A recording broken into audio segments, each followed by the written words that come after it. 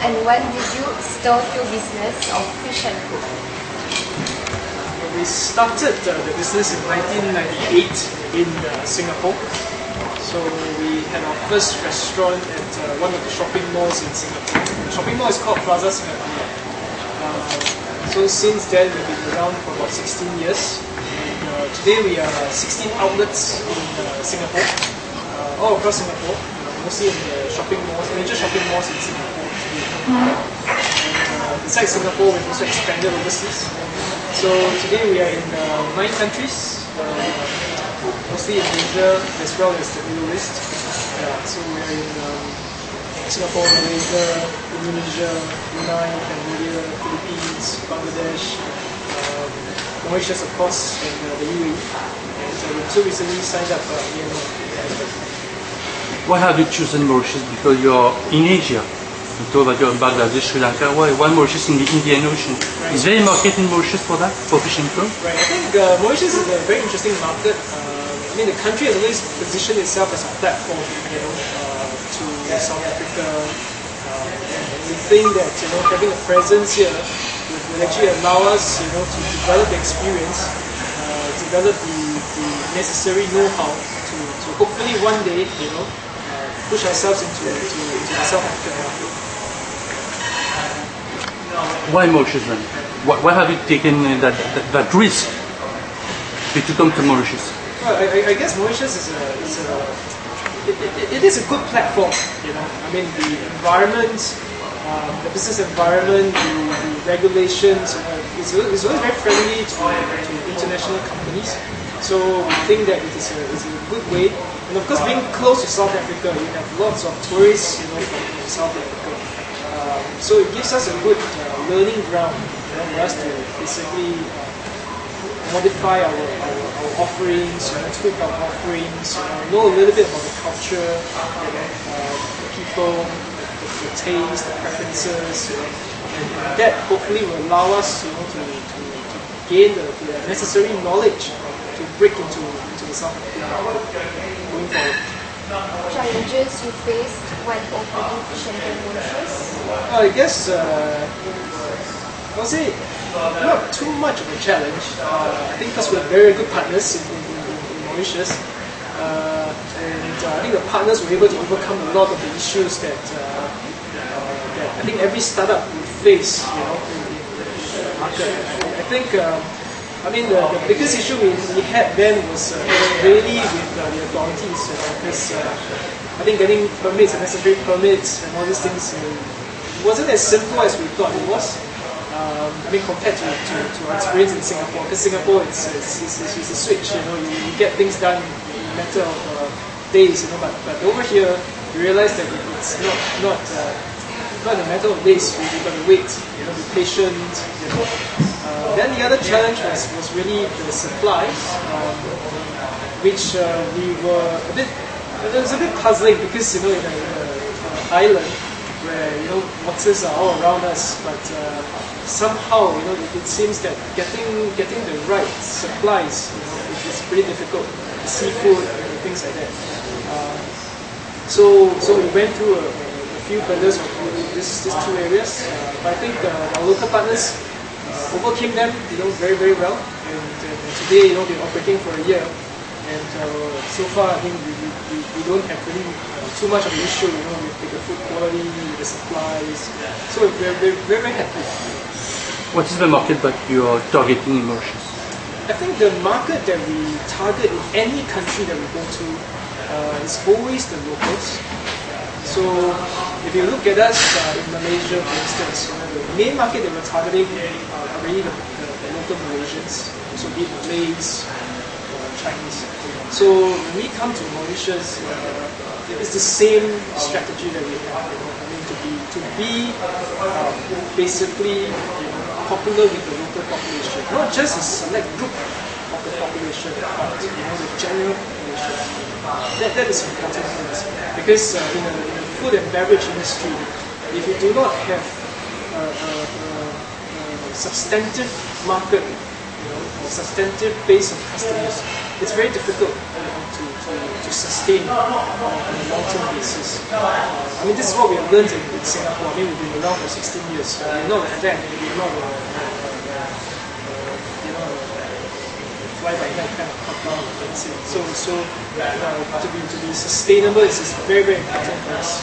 So that's the reason why when we came in, we looked at the general population's profile, taste, preferences, and we tried to actually create offerings that would suit the local population. And today we are quite glad that if you look at the customers that comes to Fish & Co, we see a mix of the local Malaysian, the whites, the tourists, the Chinese. So I think we've done quite well in this area. Maybe a question to Patrick. Have you Mauritianized those sites? Because maybe the locals are not adapted to the Singapore of doing curries or frying fish. Actually, yes. We have our signature Mauritian fish and chips with our national guy.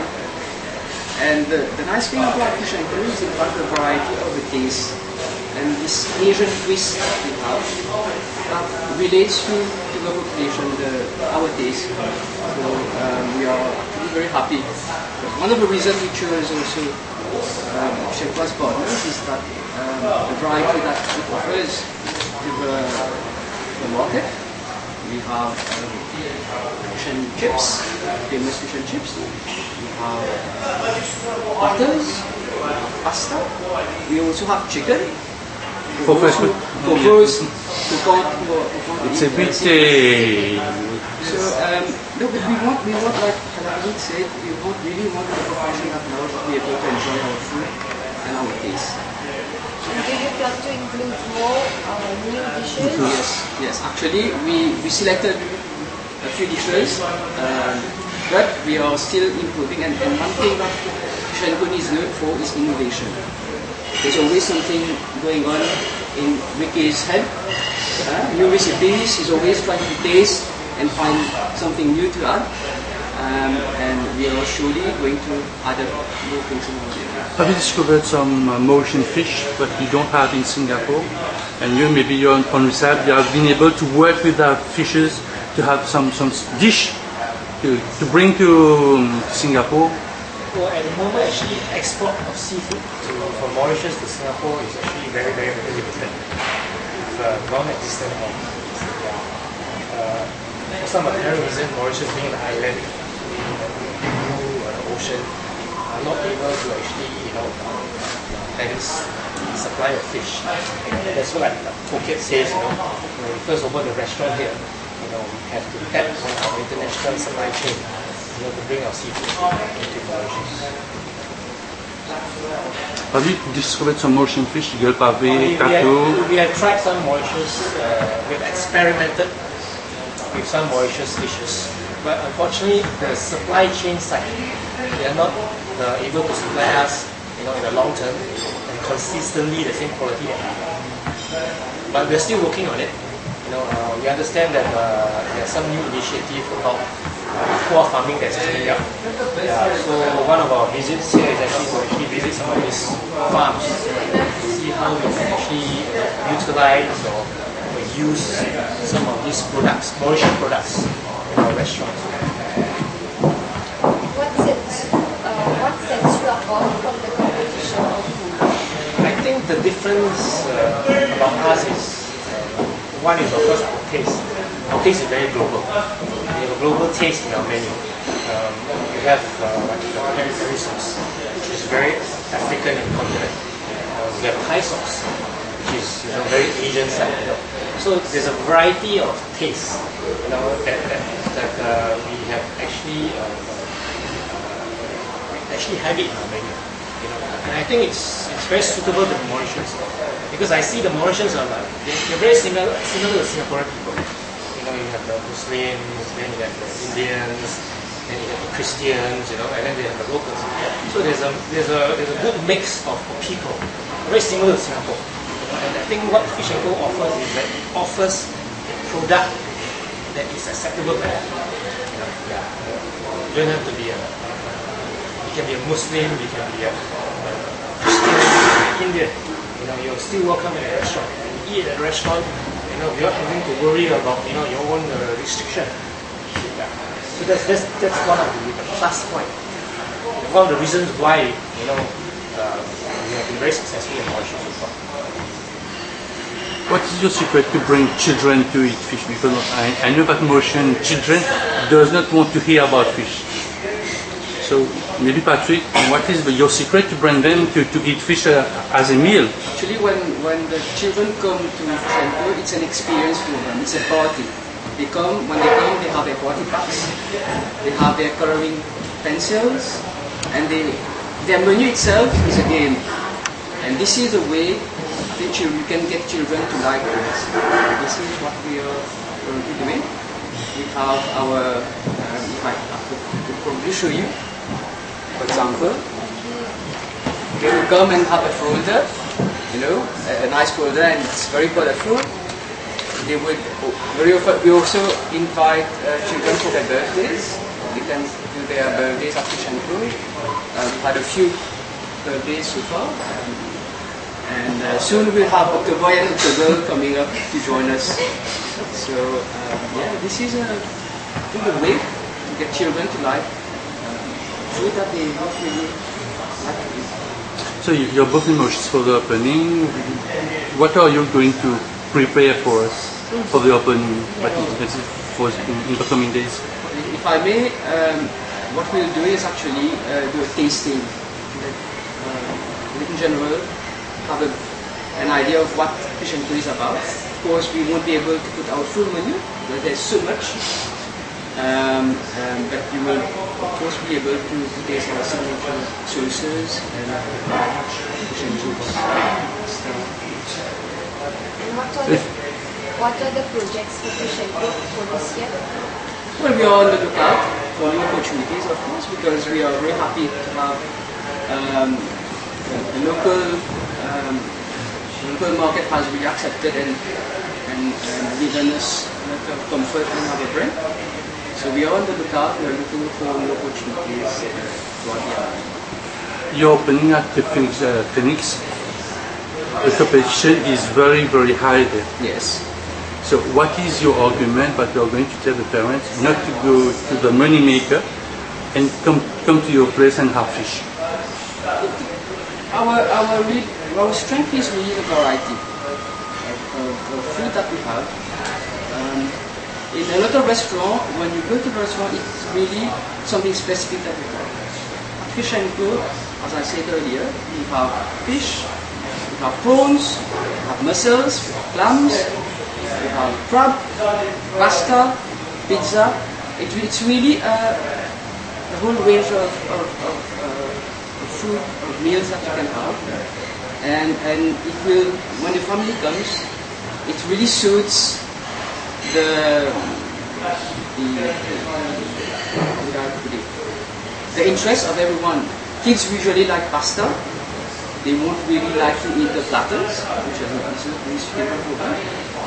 The father might go for a curry butter clam starter with mom, and it's really something that they're looking for. And I believe also the atmosphere that we have at the restaurant, it's really relaxed, laid back, and this gives us the full package, when someone wants to work. Of course, I think our value for money proposition is very, very strong. So I've seen and also heard from our partners that if you go to the restaurant and you see people ordering, most of the time they can't finish the food. So the value for money proposition that we offer to our customers is actually very, very, very good. So they come here, they have very good quality products, very good service, and of course, very, very importantly, they get value for money when they come to the restaurant. I think internationally, for Phuket and Singapore and everywhere else in the world, I think we are always facing competition. Like wherever you go, whatever country you go, I think we would like to see competition as competition between us and our customers. If you can exceed the customer expectation, you have better competition. And like what Patrick and OK just said, it's a total dining experience. It's just not about the food. It's also about the service. It's also about the location. It's also about the product. It's about people who makes the food. It's about the people who serve the food. So competition, yes, there will always be. But what we do within the four walls of a restaurant to exceed customers' expectation, that's what we do. After Mauritius, you're targeting which country? Africa, the big continent. I won't say we're targeting any country because I think Africa is very yes, it's huge. I think the most important thing that we always look for, before we enter a new market is really the partners. Can we find a partner, who believes in the brand, who has faith in the brand, and whenever we can find a partner, who meets our criteria, and the market is ready, that's where we will proceed.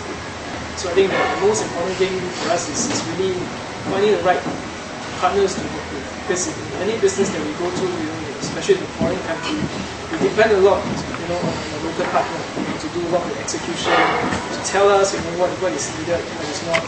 So without that, it's very difficult to work. How is your staff like in Mauritius? Your team number of your staff? How many employees? We have about 25 employees, which is divided into the back of house and front of house. All of course here, and have been trained by trainers from Singapore since opening. Some of them actually went to Singapore for full training, and we've got about 4 Singapore trainers, specialized trainers.